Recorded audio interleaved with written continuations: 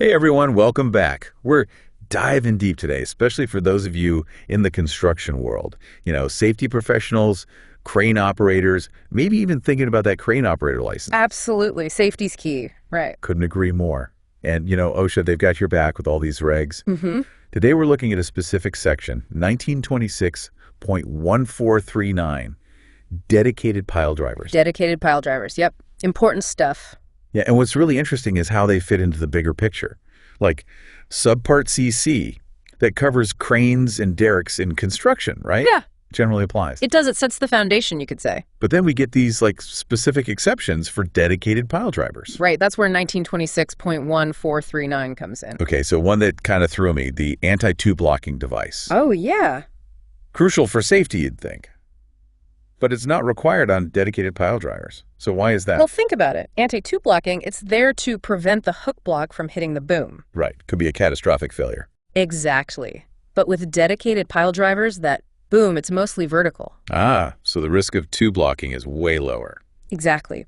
It's not that they're ignoring safety, it's about acknowledging the unique way these machines work. Makes sense. Oh. But wouldn't operators still need to, be aware of that possibility? Oh, absolutely. You can't just forget about it. Unusual situations, you gotta be on your toes. Good point. Now, another thing that caught my eye, load weighing devices. Load weighing. Yeah, they're only required on dedicated pile drivers made after, get this, November 8th, 2011. Interesting date, right? What's the deal with that?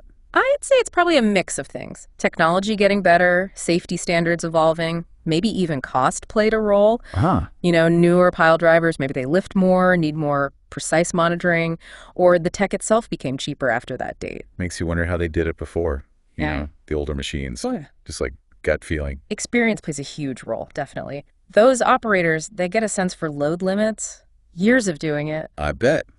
But still, seems risky. Oh, for sure. That's where those devices come in. Extra safety, more precision, especially with projects getting so complex these days. Totally. Now, moving on a bit, there's 1926.1433, assembly and disassembly. More unique stuff for dedicated pile drivers. Yeah, we've got subsections D and E specifically for them. Real nitty-gritty procedures. What are we talking about here? What should people be looking out for? So D, that's all about the leads. Those tall structures guiding the hammer. Right, the leads. You got to make sure they're aligned right, connections are secure, stability's everything. Makes sense. Then E, that's attaching and detaching the hammer itself. Proper rigging techniques, inspecting everything before you use it, that kind of thing. So it's really about those steps that are specific to dedicated pile drivers. Avoiding accidents during setup and teardown. Exactly. These machines, yeah, they're like other cranes in some ways, but they've got their own quirks, their own procedures that you got to follow to the letter. No shortcut. No shortcuts. So we've talked about exceptions, but what about going above and beyond? If those safety features aren't required, should operators still consider them? It's all about thinking proactively, right? Just because OSHA doesn't mandate it doesn't mean it's not a good idea. That anti-tube blocking device, even if it's not required, having it could still prevent an accident. An extra layer of protection can't hurt. Exactly. And never underestimate the power of training. Making sure everyone on site understands how dedicated pile drivers work, the hazards involved. Communication is key. Always. Wow. This has been really insightful. I feel like I learned a lot today, and I'm not even out there on the construction site. So listeners, definitely check out section 1926.1439. Get familiar with these specific regulations. Absolutely. Knowledge is power, especially when it comes to safety. Any parting words of wisdom for our safety pros, crane operators, and future licensees? As you go through these regulations, think about this.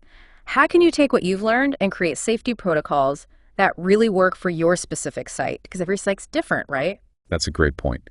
Tailoring it to your specific needs. Exactly. Remember, safety is a journey, not a destination. Always be learning. Always be improving. Couldn't have said it better myself. Thanks to everyone for joining us on this deep dive presented by Safety One Source. Stay safe out there, and we'll catch you next time. See you then.